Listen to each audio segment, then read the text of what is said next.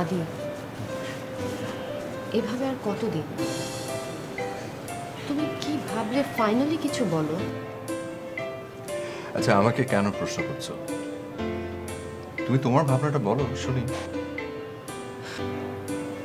আমি তো কোনো কুল কিনারা করতে পারছি না, যতই ভাবছি সব কিছু গুলিয়ে যাচ্ছে। শোনো, আমার মনে হয় কি, আমরা আসলে একটু বেশি ভেবে ভেবে পুরো বিষয়টাকে একটু গুলিয়ে ফেলছি। এখন প্রেম যখন করেছি, একসাথে বিয়ে করে ঘর বাঁধবো যখন ঠিক করে ফেলেছি, তখন চলো না বিয়েটা করে ফেলি, তারপর আমি যা হওয়ার হবে। না না, যা হবার তা হবে, আমি এসবের মধ্যে নেই। আমি প্রথম দিন থেকে জীবনের শেষ মুহূর্ত পর্যন্ত একটা পরিপূর্ণ সুখী জীবন চাই। আচ্ছা, সেই নিশ্চয়তা তো আমি তোমাকে দিয়েছি নাকি? আচ্ছা আদনান, তুমি আমার ফ্রেন্ড নাদিরাকে চিনতে না? নাদিরা মানে? ওই যে আমার স্কুল ফ্রেন্ড। ও আচ্ছা আচ্ছা, ওই যে একজন আর্টিস্টের সাথে অ্যাফেয়ার ছিল। কি হয়েছে? দীর্ঘ 11 বছর ও ছেলেটার সাথে প্রেম করলো। ওদের বাবা এখনো মেনে নেয়নি ওদের বিষয়টা। তারপর তো ওরা কোর্ট ম্যারেজ করলো। কিন্তু আশ্চর্যের ব্যাপারটা কি জানো? ওদের সম্পর্কটা টিকলো শুধুমাত্র 1 মাস 9 দিন। তারপর থেকে দাম্পত্য কলহ, ব্যাস, তারপর তো ডিভোর্স। কি বলছো? মাই গড, তুমি তো ওটা আমাকে আগে বলনি। আমিও তো আগে জানতাম না।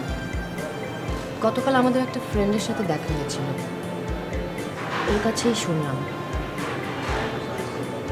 আদনান, আমি কি সাধে বিয়ে নিয়ে এত ভয় পাচ্ছি? আমি এমন জীবন চাই না।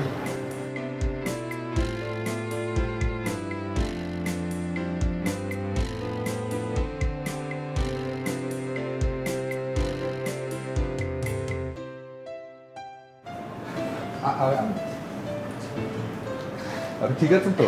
হ্যাঁ ঠিক আছে বাবা। কেমন করে হলো? একটু সাবধানে চলবে না? বয়স তো কম হলো না। কি যে বলেন, আপনাদের দুজনকে দেখে মনে হচ্ছে আপনারা নিউলি ম্যারিড। শোনো, আমাদের তোমার বয়সী দুটো ছেলে আছে। তাই নাকি? ওয়ালাইকুম সালাম। তোমার বউ নাকি? জি। না, আমাদের আসলে এখন বিয়ে হয়নি। আচ্ছা আচ্ছা, তোমাদের সঙ্গে জয়েন করি? ইয়া please, sure sure, please. Aunty aunty বসুন, ওটা আমাকে দিন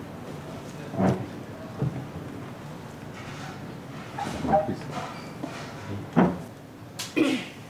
হ্যাঁ, কি যেন বলছিলে, বিয়ের কথা ভাবছো?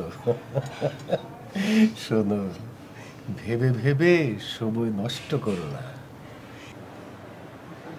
এই সময়ের জন্য কিন্তু পরে পস্তাতে হবে। আজ আমাদের বিয়ের 50 বছর পূর্তি। Oh my God, congratulation, happy anniversary. Thank you. দেখতে দেখতে 50টা বছর কেটে গেল। একসময় তোমাদের মতোই ছিলাম। ইউনিভার্সিটি, বন্ধু বান্ধব, রঙিন চোখ, যাকে দেখতাম তাকেই ভালো লাগতো। অবশ্য এই ভালো লাগাগুলো প্রতিনিয়ত হারিয়েও যেত। একজোড়া চোখই আমাকে জীবনের মতো হারিয়ে দিল।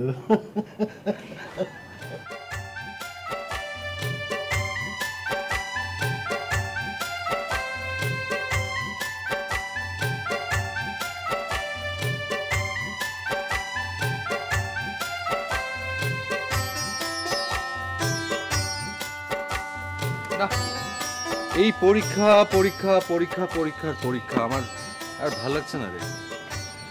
কবে যে এই যন্ত্রণার জীবনটা শেষ হবে? ছাত্র জীবনকে যন্ত্রণা মনে করছিস? পড়াশোনা শেষে যখন চাকরি নামক দানবটা ঘাড়ে এসে পড়বে তখন বুঝবি যন্ত্রণা কি। যাই বলিস বন্ধু, আমার কাছে মনে হয় এর থেকে কঠিন জীবন আর হয় না। কঠিন তো লাগবেই, সারাক্ষণ কাঠখোট্টার মতো বই পুস্তকের মধ্যে ডুবে থাকা, ক্লাস আর পরীক্ষা, এই তো তোর জীবন। তাছাড়া আর কি করব বল? শোন বলি, একটা প্রেম টেম কর। ভার্সিটির সিনিয়র জুনিয়র সবাই চুটিয়ে প্রেম করছে, আর তোর কপালে কিচ্ছু জুটলো না। প্রেম কিংবা মেয়ে মানুষের সান্নিধ্য ছাড়া জীবনে বৈচিত্র্য আসে না। না না, আমাকে দিয়ে এসব হবে না রে। আর তাছাড়া কারোর প্রতি কোনো টান এখনো অনুভব করি না রে। আর শুধুমাত্র সময় কাটানোর জন্য না না, আমাকে দিয়ে এসব হবে না রে। এই তোরা থাক, আমি যাই, আমার টিউশনে আছে, গেলেও তো। চলে যাচ্ছিস শফিক? ও সবসময় হতাশই থাকে, বাদ দেওয়ার কথা। কে তো ভাবছিস? চল, রাজ্জাক সাবাদার নতুন সিনেমাটা আজকে মেরে দিই।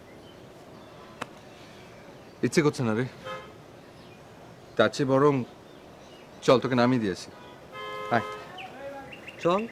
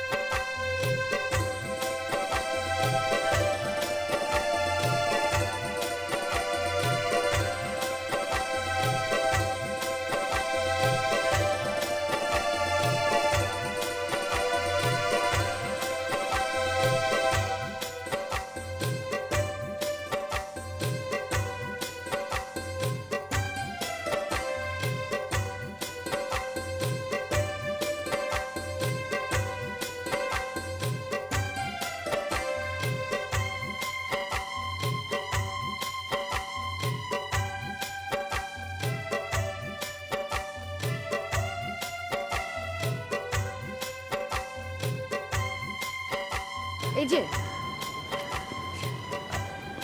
আমাকে বলছেন? জি, আপনি আমার পিছু নিয়েছেন কেন? ইয়ে না মানে, কাল আপনি ওভাবে হাসছেন কেন? আপনি যেভাবে পড়ে গিয়েছিলেন সেটা দেখে হাসিটা আটকে রাখতে পারিনি। এই যে আপনি তো আবারও হাসছেন। কি করব, কালকের কথাটা আবার মনে পড়ে গেল তো তাই। আমার কি দোষ? আপনাকে দেখতে গিয়েই তো। আমাকে দেখতে গিয়ে মানে কি বলতে চাইছেন আপনি? না না, মানে দোষ আমারও ছিল, কিন্তু আপনার ওভাবে হাসছিলেন, তাকিয়ে থাকতে থাকতে। এ মা, আপনি তো দেখছি ভালোই ব্যথা পেয়েছেন। না না, আমি আমি ঠিক আছি। কি করব বলুন, আমার হাসি দেখে কেউ অ্যাক্সিডেন্ট করবে তা তো আমি ভাবতেই পারিনি। এই যে আবারও হাসছেন, না জানি কোথায় না কোথায় কেনেক অ্যাক্সিডেন্ট করে ফেলে। আপনি তো বেশ মজা করে কথা বলতে পারেন। আমার বন্ধুরা তাই বলে। আমি আইন পড়ছি, 4th ইয়ার। আমার নাম আদনান। আমি সমাজ কল্যাণ বিভাগে আছি, 3য় বর্ষ। আমি এখন যাই, দেরি হয়ে যাচ্ছে। নামটা বলে গেলেন না যে? আপনি চাইলে কিন্তু আপনাকে পৌঁছে দিতে পারি। ইস, শখ কত! আমি আমার হাত পা সব অক্ষত রাখতে চাই।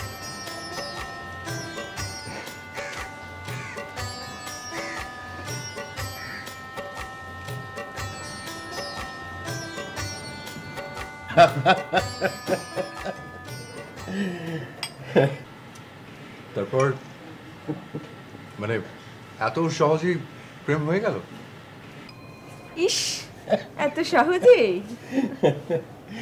শোনো, তখন শুনতাম চাকরি খোঁজার জন্যে মানুষের জুতোর সোল ক্ষয় হয়ে যায়, কিন্তু আমার নায়িকার পেছনে ঘুরতে ঘুরতে জুতোর সোল ক্ষয় হতে লাগলো।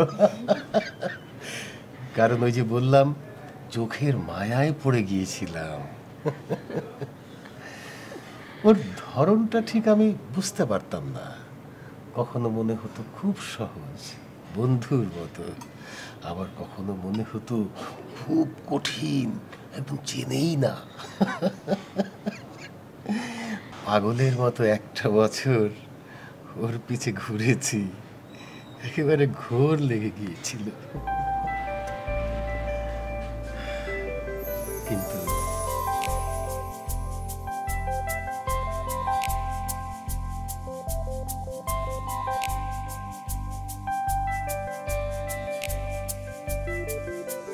চোখেরই আলোতে তুমি প্রথম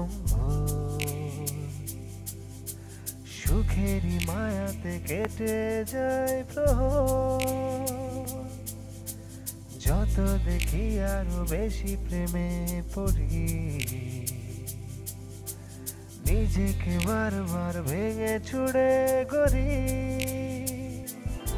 মনে মনে দুজনে নির্জনে হাসি পাশাপাশি, মুখ ফুটে হয়নি বলা শুধু তোমায় ভালোবাসি, মনে মনে দুজনে নির্জনে হাসি পাশাপাশি, মুখ ফুটে হয়নি বলা শুধু তোমায় ভালোবাসি।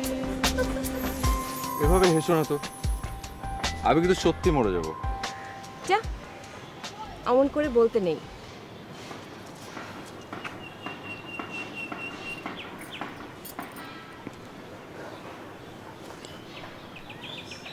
রূপা, তুমি কি সত্যি আমাকে ভালোবাসো না? একটু বোঝো না আমাকে? সামনে সামনে আমার ফাইনাল পরীক্ষা, অথচ লেখাপড়ার কিছুই মাথায় ঢুকছে না। সারাক্ষণ আমার মাথার ভেতর শুধু তুমি আর তুমি।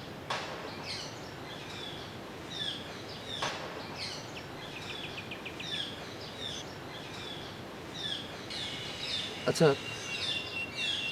আমরা কি প্রতিদিন এভাবে দেখা করতে পারি না?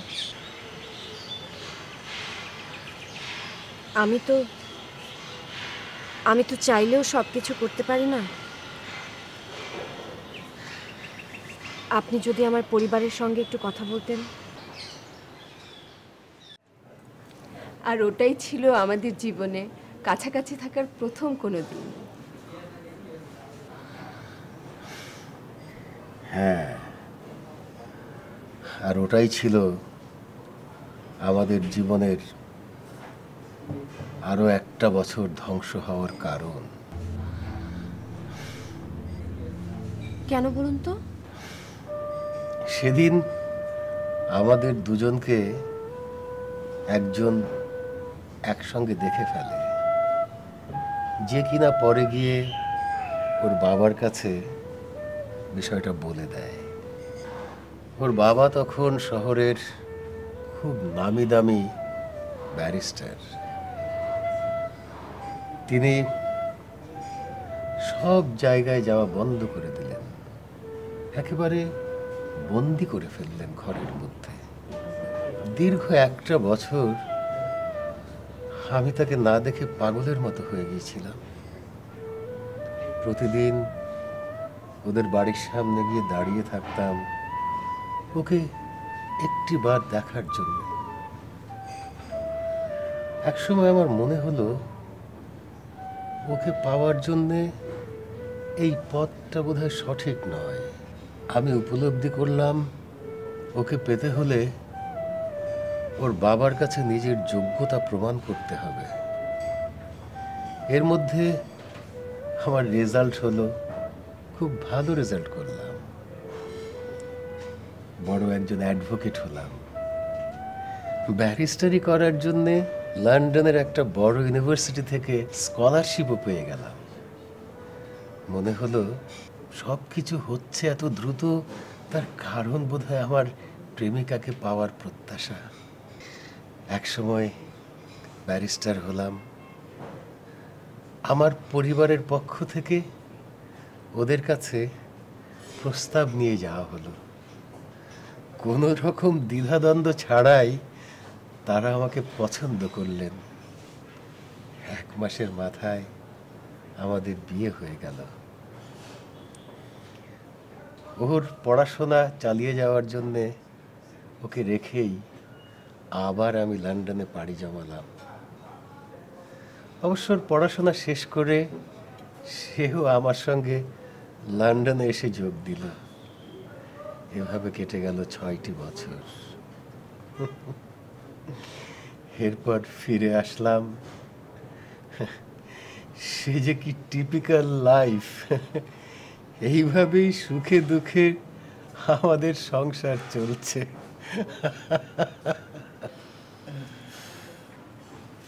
ওয়াও,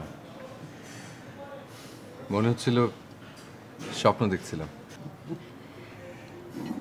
আঙ্কেল, সত্যি সত্যি এত মধুর জীবন হওয়া সম্ভব? কেন সম্ভব নয়? প্রত্যেকেই তার নিজের জীবনের driver.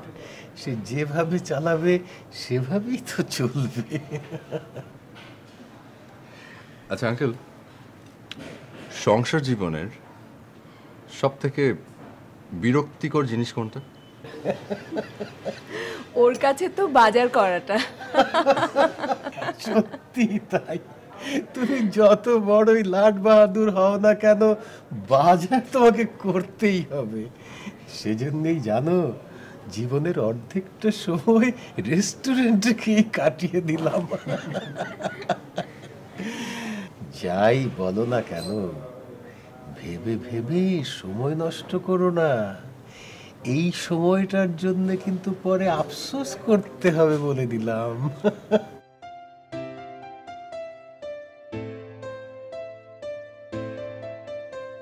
Anyways uncle, aunty, thank you so much, thank you, অনেক ভালো লাগলো। আরে কি বলছো?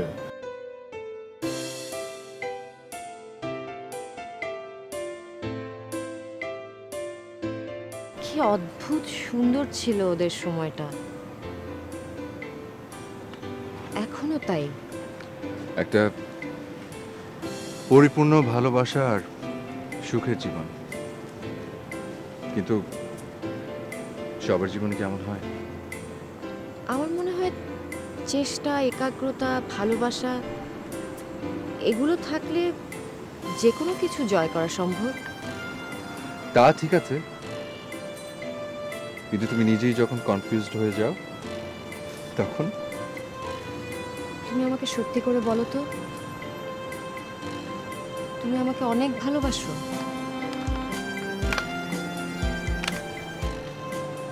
এই 5 বছরে তোমার কি একবারও মনে হয়েছে যে আমি তোমাকে ভালোবাসি না? প্রশ্ন করো কেন? যা জানতে চাইছি আমাকে সেটার উত্তর দাও। একদম ওদের মতো করে ভালোবাসো? আমি আমার মতো করে ভালোবাসি, অন্য কারোর মতো না। তুমি আমাকে পাওয়ার জন্য যে কোনো কিছু করতে পারবে? জানো না তুমি? জানি, সেই জন্যই তো তোমার মুখে যতবার শুনি তত ভালো লাগে। আর সেই জন্যই তো আমার এত ভয়। শোনো, আমার না দমটা একদম বন্ধ হয়ে আসছে। চলো না আমরা ঢাকার বাইরে দূরে কোথাও যাই, এই জঞ্জাল থেকে দূরে কোথাও, শান্ত কোথাও। আমিও তাই ভাবছিলাম। আসলে কেমন যেন দম বন্ধ বন্ধ লাগছে না? চল।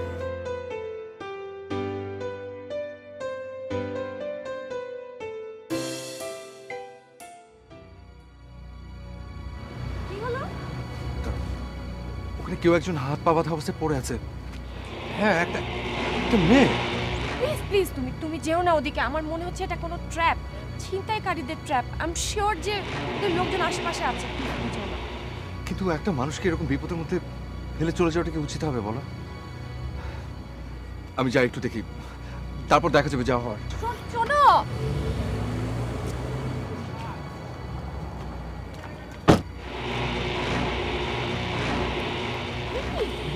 ও মাই গড, কে আপনি? আপনি আপনি কে?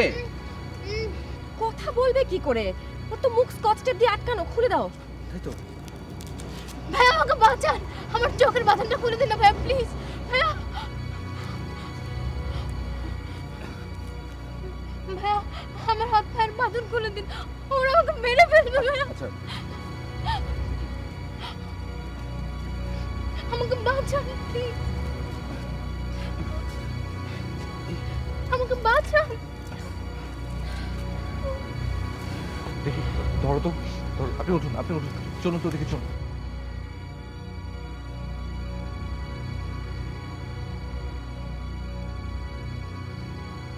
এই নাও পানি, আর ওই যে গাড়িতে বিস্কিট হচ্ছিল। আচ্ছা, আপনি প্লিজ একটু একটু পানি খান।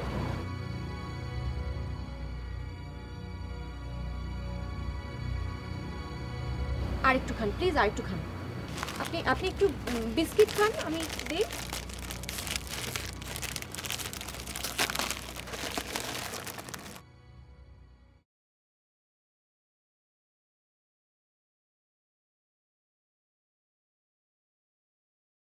আচ্ছা, আপনার আপনার এরকম অবস্থা কিভাবে হলো? প্লিজ চুপ করে থাকবেন না। মানে আপনি যদি না বলেন আমরা কিভাবে আপনাকে হেল্প করব? আপনি বলেন, আপনি বলেন, আপনার বাসা কোথায়? কি আপনি বাসায় যেতে চান না কি? মানে আমি তো কিছু বুঝতে পারছি না আসলে কি করবো তাহলে। আমার হাজবেন্ড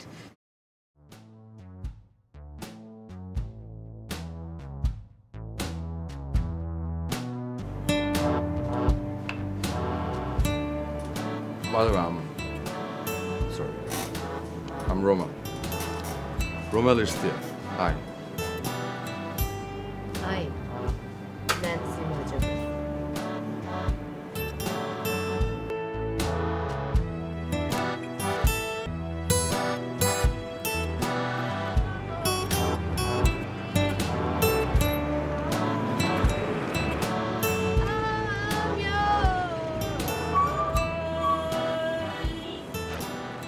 আচ্ছা, আমি যদি এখান থেকে জাম্প করি তাহলে কি শূন্যে উড়ে যাব নাকি পটাশ করে পড়ে যাব?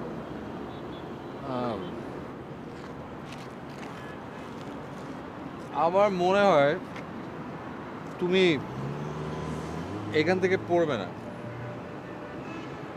ঝুলে থাকবে।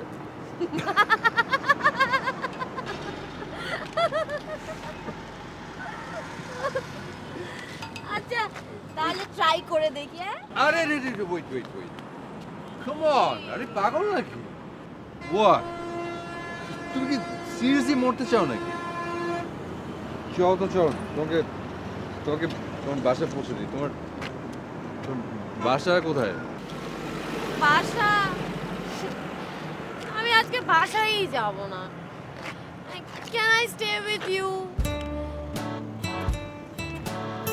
What?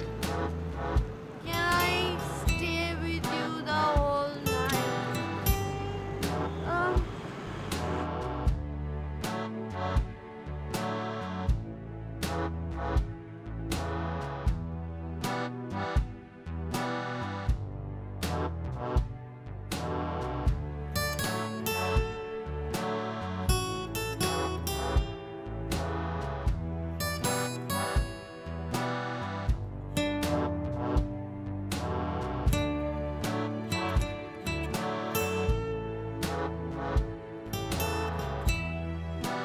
মর্নিং। God. আমি কোথায়? Who are you? Come on, Nancy. It's me, Romel. তুমি কি সব ভুলে গেছো? Last night, nightclub, drinks. হ্যাঁ, মনে পড়েছে। তুমি রোমেল। বিশ্বাস করুন, একটা মেয়ে হিসেবে এটা আমার লাইফের সবচেয়ে বাজে এক্সপিরিয়েন্স ছিল। আমি এমন ছিলাম না, কিন্তু কিন্তু পারিবারিক ফ্রাস্ট্রেশনের কারণে আমার কিছু বাজে বন্ধু জুটে যায় খুব সহজে। আমি রেগুলার বারে যেতে শুরু করি, কিন্তু হঠাৎ করে যখন রোমেলের দেখা পেলাম, কি যে হলো আমার। পারিবারিক ফ্রাস্ট্রেশন মানে?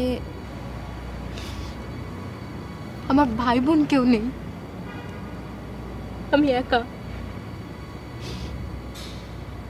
আমার বাবা অনেক বড় ব্যবসায়ী ছিলেন।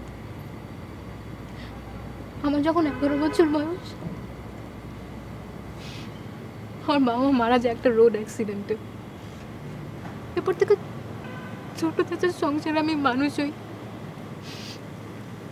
প্রচন্ড ভিত্ত বৈভবে, অযত্নে, অবহেলা।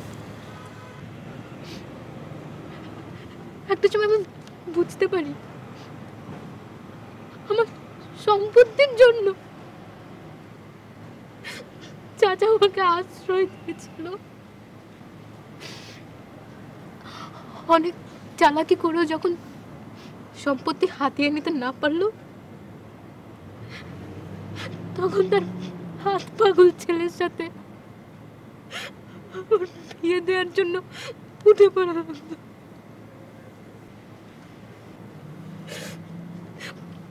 প্রচন্ড মানসিক যন্ত্রণায় আর অবহেলা আমি ভুল পথে পা বাড়ালাম।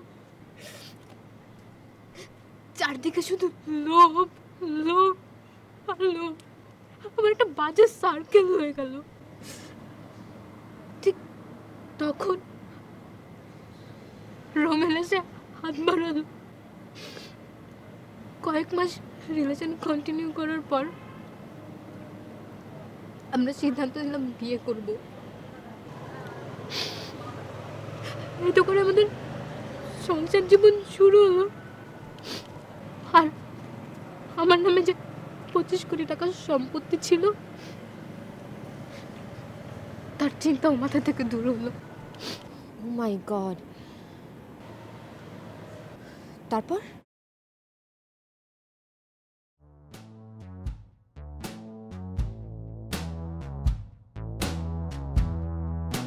যাই হোক, বিয়ের ঝামেলা শেষ। এখন থেকে তোমার সমস্ত দায়িত্ব হচ্ছে আমার। সব কিছু, যেমন ধরো তোমার প্রপার্টিস যা আছে, গুলশান, বাড়ি ভাড়া, মানে এই ধরনের হাবিজাবি যত ঝামেলা, সব দায়িত্ব এখন থেকে আমার। তুমি এখন থেকে জাস্ট রিল্যাক্স করবে। Okay baby? জানো রোমেল, আমি না কালকেও ভাবতে পারিনি আমি কখনো নর্মাল ভাবে লাইফ লিড করতে পারবো। It just gave me a new life. কিন্তু বেবি, ওই কিছু কাগজপত্রে তোমার সাইন লাগবে, মানে পাওয়ার অফ অ্যাটর্নিটা আমার নামে করতে হবে, তো নাহলে মুভ করবো কি করে? ওকে, দ্যাটস নট আ প্রবলেম। তুমি কাগজ রেডি করে নিয়ে এসো, আমি সাইন করে দেবো। ওকে। ও আচ্ছা শোনো, ওই যেহেতু নিজেরাই বিয়েটা করে ফেললাম, এটা শুনে কিন্তু ফ্রেন্ডরা ভীষণ মাইন্ড করেছে। তোরা ঠিক করেছে যে আজ রাতে বাসায় আসবে, ওই ছোটখাটো একটা পার্টি হবে, তেমন কিছু না, এমনি জাস্ট একটু আসবে, এনজয় করবে, একটু ড্রিঙ্ক করবে, এই। ঠিক আছে তো বাবা, কোনো অসুবিধা নেই। কে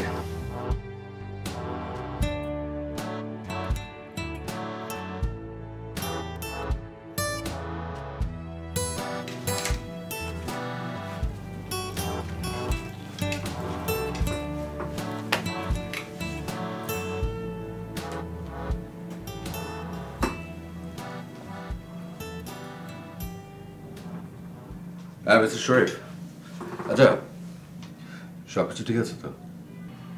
আচ্ছা দাঁড়ান দাঁড়ান দাঁড়ান, গুলশান বাড়ি ধরায় 2টা বাড়ি, 17 কোটি। তারপর মালিবাগে 300 একটা একতলা মার্কেট, 3 কোটি।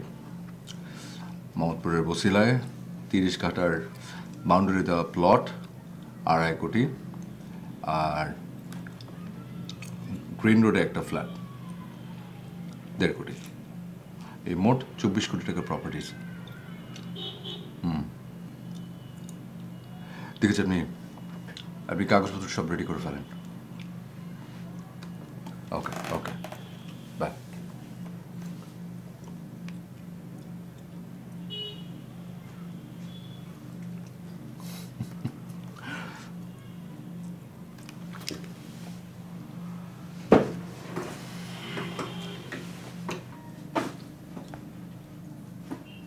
Oasis Travels, Dhaka to New York, একটা first class one way ticket, 22 তারিখ।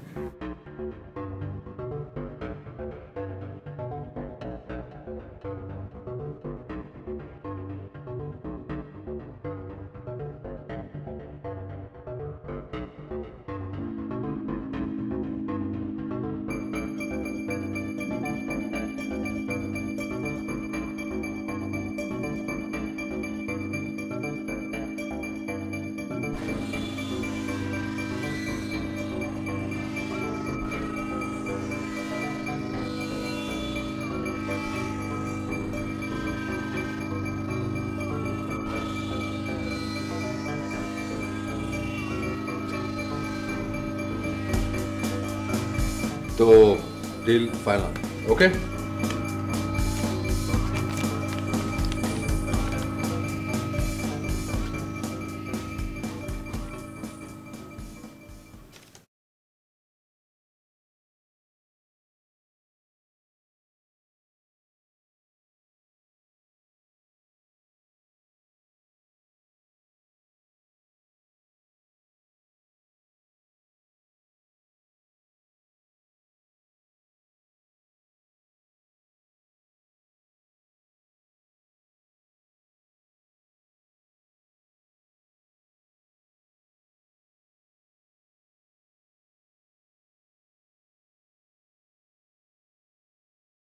ওঠো না, আর কত ঘুমাবে?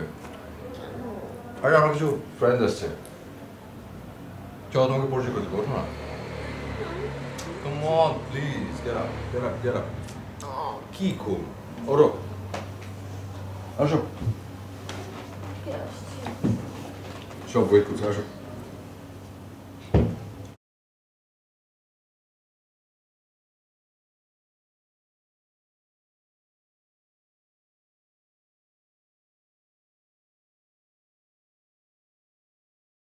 আজল ভাই, আমার ওয়াইফ। আচ্ছা, ও যে আজল ভাই সব আমার ফ্রেন্ড। বসো না, বসো। ভাই বসুন, আপনাদের বিয়েটা সেলিব্রেট করতে আসলাম। Thank you so much.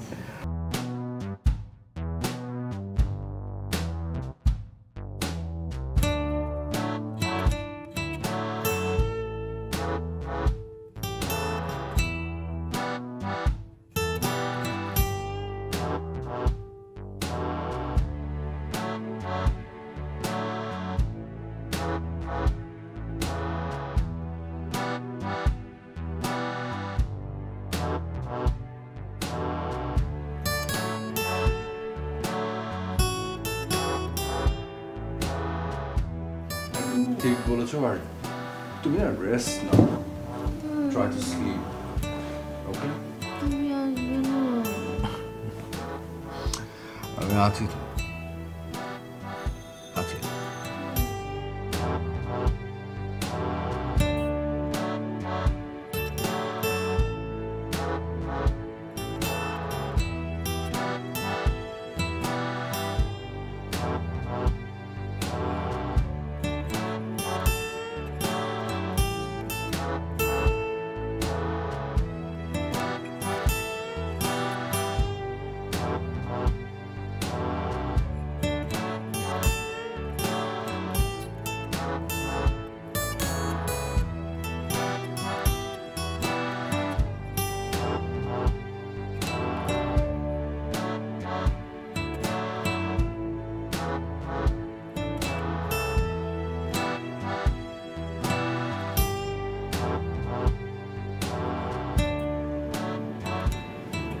মানুষের জীবনে কত কিছুই না ঘটে, তাই না?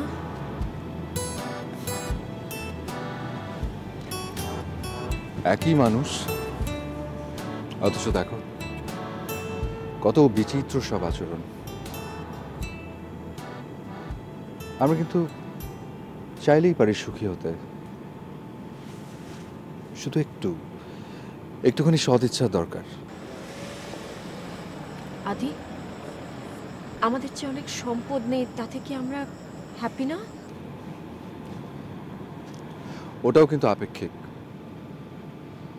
আমরা যদি এই সম্পদটাকে ভালোভাবে ব্যবহার করতে জানি, তাহলে সে আমাদেরকে সুখ দেবে, আর যদি সেটা না করি তাহলে উল্টোটা।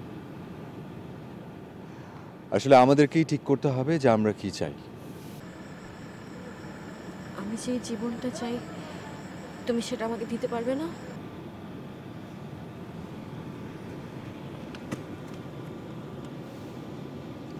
পারবো।